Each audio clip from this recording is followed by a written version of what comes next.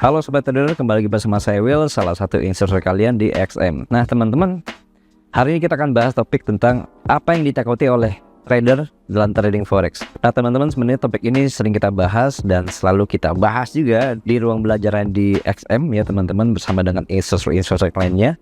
Kali ini kita akan bahas dengan simple aja teman-teman, apa yang kita takutin ya. Kalau misalnya tips dari saya adalah yang kita takuti adalah diri sendiri ya teman-teman ya.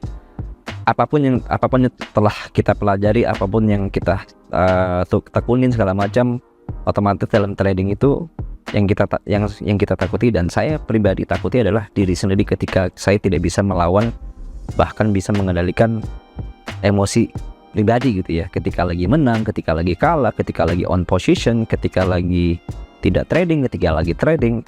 Jadi semuanya itu harus on koridor, jadi harus dalam koridor yang tepat supaya saya bisa tahu apa yang harus saya lakukan.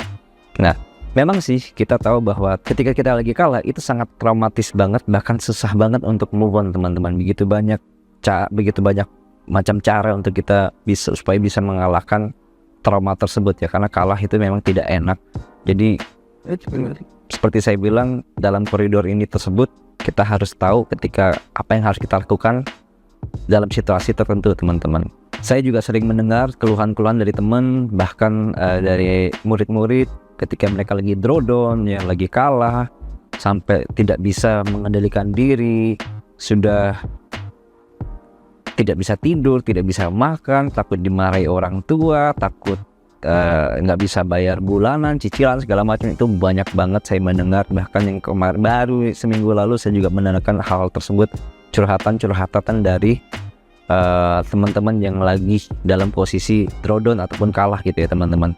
Dan itu keep on going, terutama buat teman-teman yang masih baru, itu selalu ada curhatan yang selalu saya dengar. Jadi teman-teman, pastikan money management, dana yang kita gunakan adalah dana dingin, supaya teman-teman jauh daripada trauma-trauma yang bisa harmful buat kita sendiri ya. Jadi teman-teman harus tahu di situ, karena forex sebenarnya sangat-sangat berbahaya buat teman-teman yang tidak mengerti, tapi sangat-sangat profitable buat teman-teman yang sudah melewati begitu banyak proses.